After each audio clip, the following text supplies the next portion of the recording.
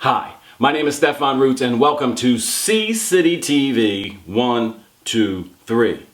Today is July 23rd, 2015, and today's topic will be the NIA Center. NIA, the Kwanzaa word for purpose. The NIA Center and its relationship with the Ruth L. Bennett house. Now, if you've been with me for a while, you know I've been on this Ruth L. Bennett house situation pretty hard. Here's the background if you don't know. The Department of Transportation built some ramps on the Commodore Barry Bridge. The ramps almost invade on the airspace of the Ruth L. Bennett properties. There's a home and then there's a building that was used for a school. These buildings were falling in on themselves. The Department of Transportation said, here's $1 million and we're going to renovate them for you. Turn the keys over to you. Do with them what you please, just as long as it's in line with what the purpose of the buildings used to be. Well, the Ruth L. Bennett house itself used to be a boarding home, but it couldn't be that anymore for zoning purposes. So they were looking for it to be like a museum on the first floor and maybe offices on the second floor, and the other building could still continue to be a school. Now, when the buildings were falling in, somehow the NIA Center, a fabulous organization run by Miss Dolores, who teaches kids arts and crafts and theater and all things along those lines, she was using that space. Of course, she had to leave during the renovations. Now that it's renovated, she's back in that space.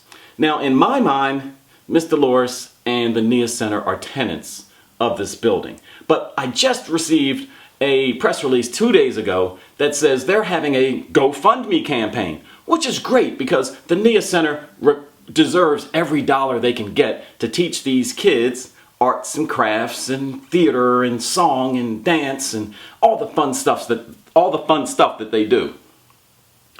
But as I read the press release, it was saying, we need money for the heating system that broke last year and for the vandals that came in our building. Now I'm confused. Aren't they tenants of the Ruth L. Bennett house?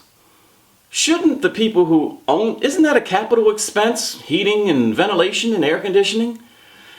Maybe they should have had a talk with somebody that we might need an alarm system before we move in or invest in one before they move in. Here's the bigger problem. The people who are running those Ruth L. Bennett properties don't have a clue how to run a business. Why? Because they never had to run anything before. The buildings were falling in on themselves. They were squatters. They were doing nothing with the building. They weren't even cutting the grass.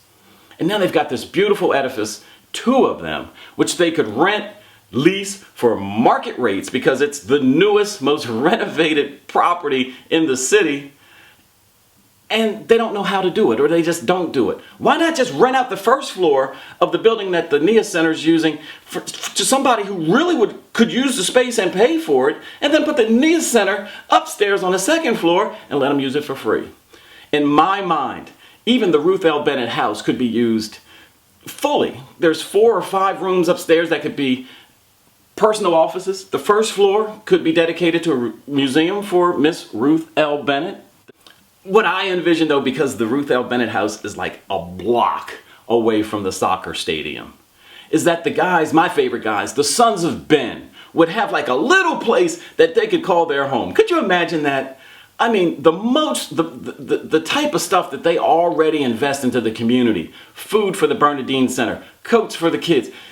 Wouldn't it be great if they just had a place that they can come before and after the games as a little, maybe a frat house type of a situation. Not to be all crazy, but a place to conduct business right here in the city. Has anyone talked to them? I know no one's talked to anybody. I'm out. It's 3 minutes. We've covered our one topic, the NIA Center. See you next time on CCity TV 1, 2, 3.